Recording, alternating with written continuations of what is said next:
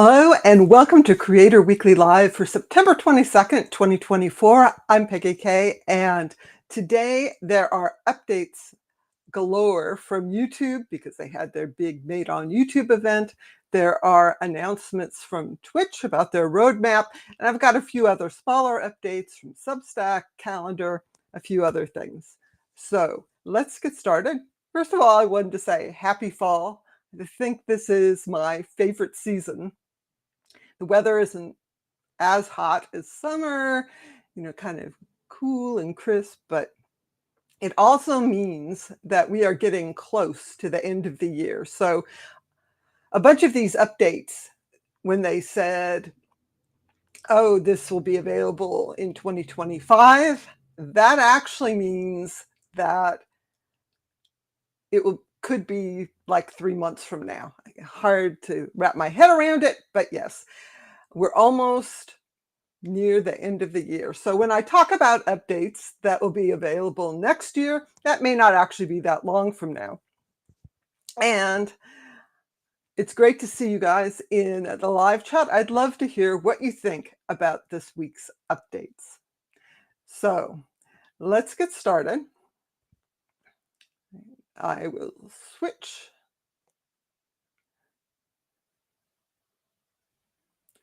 So the first thing this week, the big news, YouTube held an event called Made on YouTube. This is an annual event where they talk about all the things that they're working on sort of for the next year. So this week, there were tons of announcements, but most of these things are not actually available yet. So let's get started with the first thing they announced that I am really excited about is communities. It's sort of like having your own subreddit or Discord, but it's on YouTube itself. And the idea is that the community tab, which right now isn't very community-like, will actually be a community where your fans can post their own posts. Examples they have are like someone's cooking channel and people share photos of what they've cooked, which is pretty cool. At least starting out, I think this will be limited to subscribers. So it's not like everybody in the world can post on your channel. At the moment, this is only being tested with a small number of channels, but it's going to roll out more widely next year. If it's the way YouTube usually does things, it will be a slow rollout. So there's a lot of features, like the community tab itself, that started out, there was some minimum cutoff. You had to have 1,000 subscribers or something, and then it was like 500 subscribers, and then everyone could have it. So they gradually ramp these things up. And to go along with the new community tab, there is a new, I should say, repurposed tab in the YouTube Studio mobile app. And if you go to YouTube Studio on mobile, you see all your various channel settings and information, and there is a tab where you can have all your comments and you can reply to them and so forth. This is basically a souped up comments tab in the YouTube Studio app. It's going to have advanced AI-powered smart replies, not just, obvious replies, but it's supposed to, copy your tone. There's going to be community spotlight that is a carousel highlighting your key commenters. I guess some of you guys would probably be there. And there's going to be audience metrics. YouTube hasn't said this, but my guess is that once communities launch more broadly, there will probably be community-related tools on this tab as well. So that will be gradually rolling out over time, maybe soon, I'm not sure. Let me just take a moment to say hi to everyone in the live chat. I see Craig and Andrew and Jolyn and Braylon. It's good to have you here. I love to hear what you think about this week's updates. As always, you can get all of the links I'm talking about and more in this week's newsletter and blog posts. There are links in the video description. And if you want this information in your email inbox every week, every Saturday, be sure to subscribe to my newsletter as well. So I have a couple of comments. Jolyn says, I'm pleased with the passkeys update to Google Passwords. Yeah, this was something I wasn't actually going to talk about in the live today, but it's in this week's newsletter. It's a really interesting update where you can save passkeys into Google Passwords on desktop, and then it synchronizes across devices. I think that will be really useful. And Jolyn also asks, are you going to be able to add this community tab to your channel? So my understanding is that this is going to be on the existing community tab. Right now, the existing community tab is basically just posts that the channel owner made. And that's how it looks, even on the test channels for the new community. On desktop, that's how it looks. But if you go to their channel on mobile, you can access this new community platform. So when it rolls out, I will have it. I don't know when that will be exactly. I hope sooner rather than later, because I'd really like to try it. Andrew says, oh, 96 heat index here. That is really hot. It doesn't seem like fall. Andrew says, it's already added on my channel. I think probably not, actually, because my understanding is YouTube is only testing the communities with a very small handful of channels right now, and those channel owners know that they are testing it. At least that's my impression. And yes, it's all on mobile. So there is a community tab right now, but for most people, it's just the same thing. It's the channel's posts. Eventually, that will be an actual community. So I assume we'll see more of this next year, which, 3, 4, 5 months from now. So the other kind of interesting thing that YouTube announced, there is a brand new hype option. And what is hype? This is a way for viewers to kind of promote up the videos they like. So a viewer can click the option to hype, and the videos that get the most hypes are on a leaderboard. And so this might result in more views, and the videos that are on the leaderboard, they get a special badge. There are a lot of details to this. This is supposed to be for emerging YouTube channels. That means anywhere from 500 to 500,000 subscribers, which is pretty broad. And I think it's kind of weird that I think YouTube considers such a broad range emerging, but it will be cool that smaller channels can access this. And there is supposed to be some sort of boost. When someone hypes a video on a channel that doesn't have as many subscribers, it gets some sort of multiplier or boost so they can compete with videos from the channels that have like 500,000 subscribers. Viewers can hype up to 3 posts a week, and only videos posted in the last week. So it's like new posts, and it's like a super like. But YouTube says this will not affect the viewers' recommendations and so forth. So right now, if you like a video, YouTube's algorithm takes that into effect in terms of suggesting other videos. It shouldn't work like that for hypes.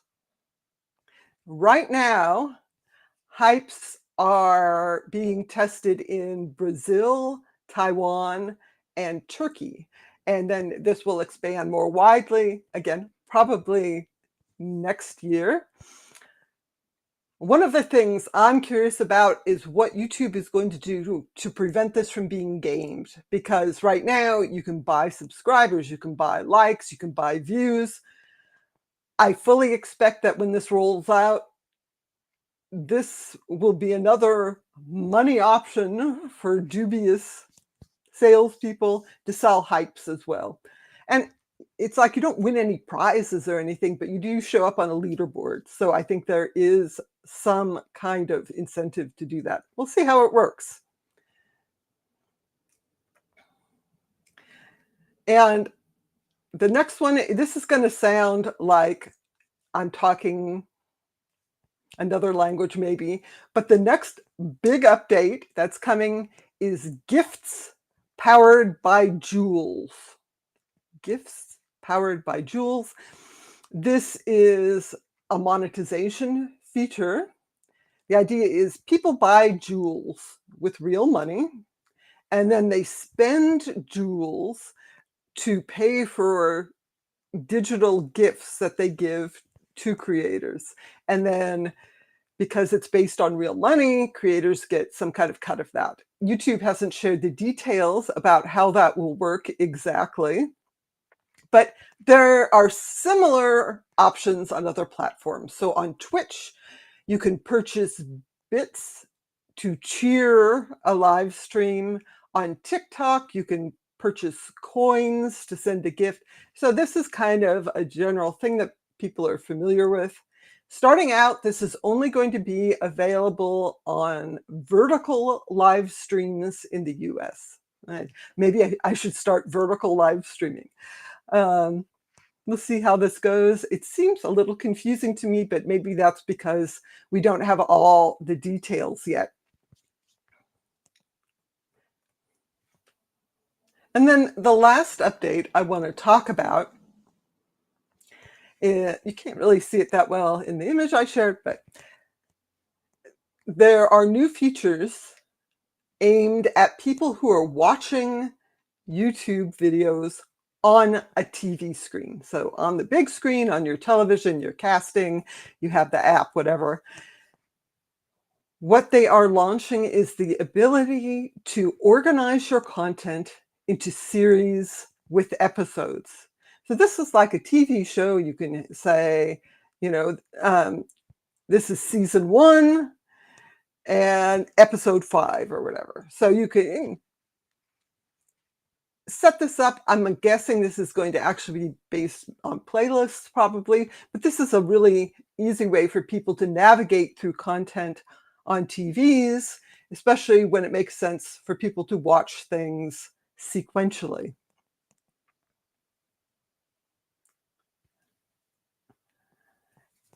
So I'm going to quickly then talk about the other updates YouTube mentioned, which I think none of you will be surprised, are all about generative AI. And there were a whole bunch of things. I recommend reading this week's update for the details, but they are expanding automatic dubbing. This is being tested, I think, a relatively small number of channels right now. It will be from English to Spanish, Portuguese, Italian, French, and probably more languages coming. And then dubbing in reverse back to English from those languages. And they are working on options. Again, this is generative AI, where the dubbing will sound in tone and so forth more like the original video audio. So it's not just like a monotone voice talking. There is going to be an update to the inspiration tab in YouTube Studio where it gets a whole bunch of features. Right now, you can use it to suggest topics and make a rough outline of a video. The updated inspiration tab will have detailed video outlines. You can generate thumbnails and titles, and it will even generate what they call a hook, which is the first couple sentences of your video, and that's supposed to hook people to watching. Will this be good? Will it cause a lot of crappy, low quality AI generated videos to be posted? I don't know. I guess we'll see. It seems kind of interesting. I could definitely use some help with thumbnails. So we'll see how that goes.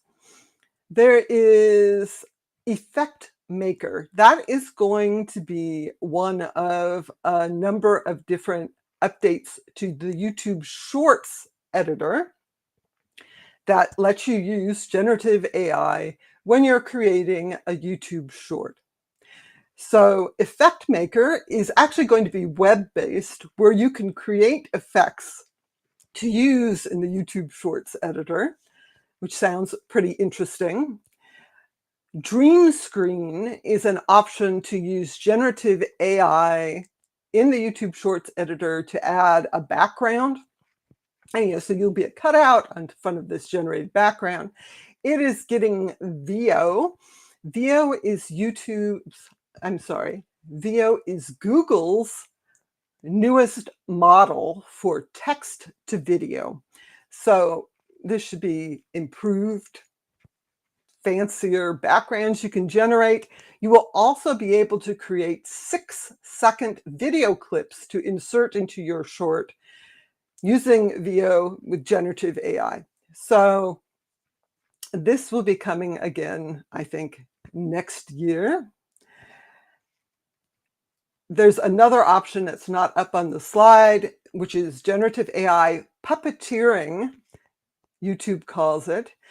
So the idea is that it turns you into a superhero or a claymation figure or something like that with your face. So it kind of combines you with the animated body. And again, that's generative AI, and I think that's coming next year. So that's a whole bunch of generative AI tools, not a big surprise there. I think that these all sound pretty interesting. We'll see how they go. This is a lot of changes, and I really like that YouTube is adding things that build community, that encourage people to promote videos, and I hope it's positive for both viewers and creators when these things finally roll out. It will be interesting to see if some creators step away from using Discord or subreddits for their communities and actually use the community on YouTube itself. It's going to depend a lot on how well that works, how the moderation is, and so forth. So those are the things that YouTube announced at its event. There are going to be a couple of other changes from YouTube, not related to that event, maybe not as sexy. YouTube is testing fixable community guidelines issues. The idea is if you have a community guidelines violation, you can fix it and then ask for it to be reviewed. So this is in addition to being able to submit an appeal. And there's also a reminder for non-US YouTube partners that US tax forms need to be resubmitted every several years. So if you submitted a W-8 in 2021, you will need to resubmit your US tax information by the end of the year. And YouTube recommends doing this by December 10th at the latest to make sure that all goes smoothly. You can check your tax forms in your AdSense account. You just sign in to your AdSense for YouTube, click the payments info, click manage settings, and scroll to your payments profile, and you can get your US tax information there. It should show if it's going to expire. If you submitted a W-9, that does not expire. So let me see what we can do here. Andrew says, Anyone have a clue how I exclude anything to do with shorts from my YouTube channel? Yeah, it's really easy. You just don't use it. I think, I like shorts. I think there's a good opportunity there, but if it's not your cup of tea, you don't have to do it. So the next thing I wanted to talk about, and I'm going to go through this quickly because there is a lot.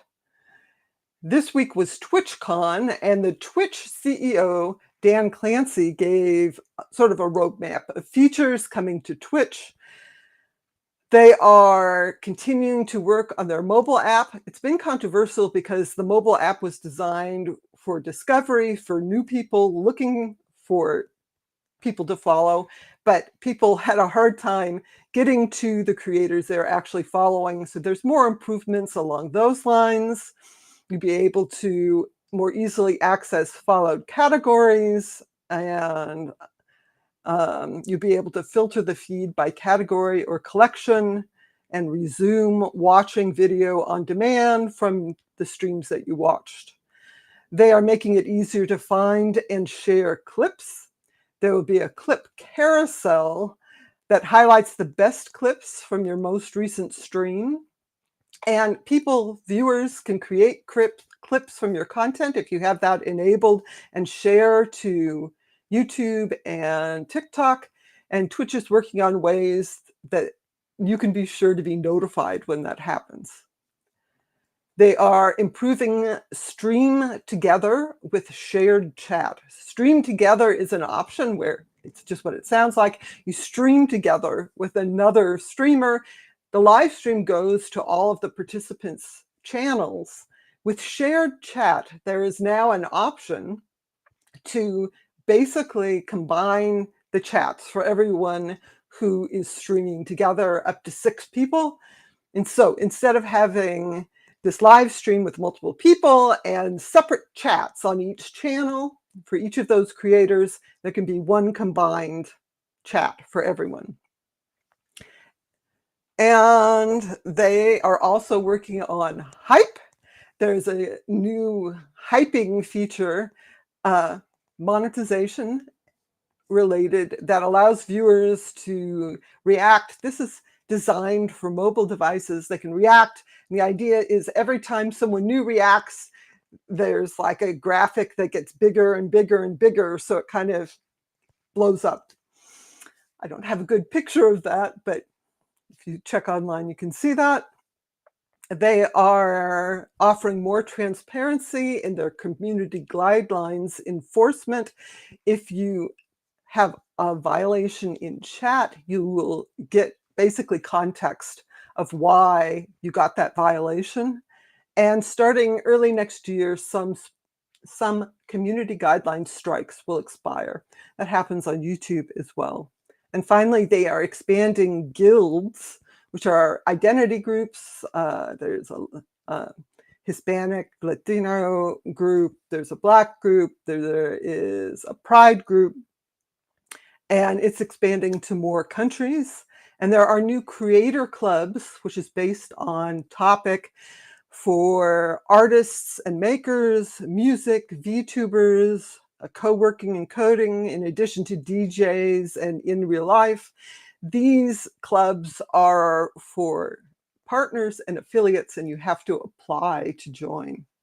So that sounds pretty interesting. Let's see what's happening with Twitch. And I'm going to give you one more video update on Substack. You can now live stream. Substack, I don't know what it is. It started out as an email newsletter platform, but now they've got Notes, which is sort of like an algorithmic post feed. There's a live chat. There's posting video. There's podcasts. And now there's live streaming. This is live streaming from mobile, and you can choose whether just your subscribers see it or maybe just paid subscribers see it. So I think it's you have to live stream from mobile. I think you can watch on desktop though. Not sure about that.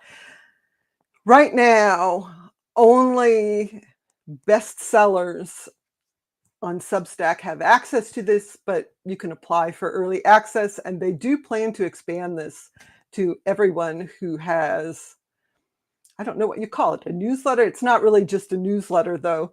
Anyway, it will expand to everyone on Substack. They really want to lock people into the platform there.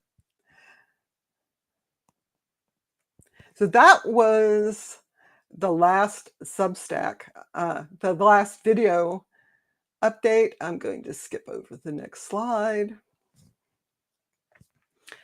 And now I'm going to shift gears just briefly to a new update that I think is useful. Google Calendar embeds are being updated. This is when you have a Google Calendar for your business, your organization, your club, whatever, and you've embedded that Google Calendar on your website or blog. This has not been updated in forever, but now it's finally getting a visual refresh, which it really needed. The text is being made more legible. It has some accessibility features so that people who are using a screen reader can read it. And it's responsive. So the idea is that depending on the size of the window, the size of the calendar changes, because right now it's a static width. So if people have a smaller window, they may only see part of it. So those are the big creator updates. And there's one more update I wanted to share about Gemini.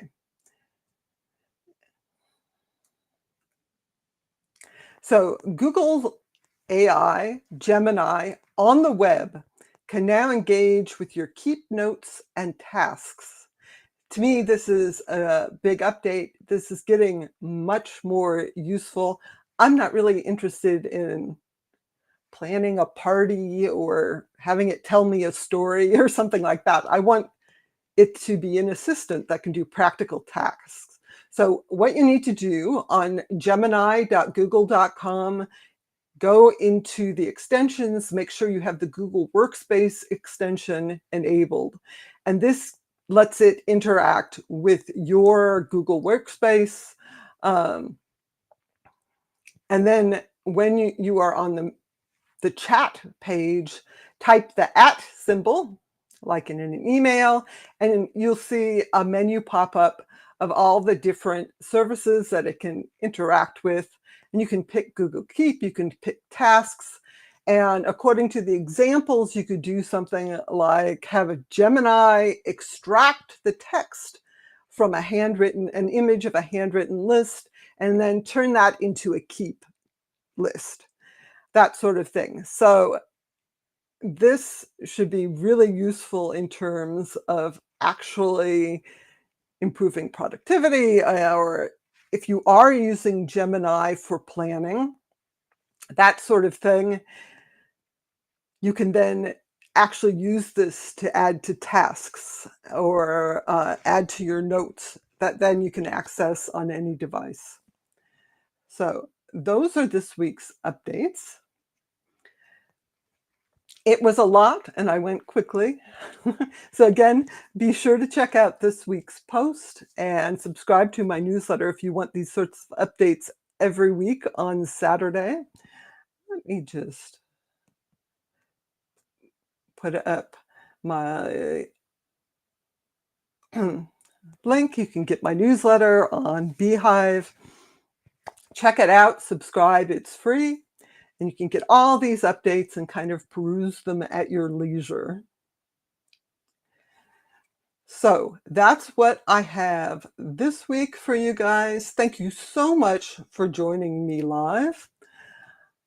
I love the chat. I will see you all next week. Have a fantastic week.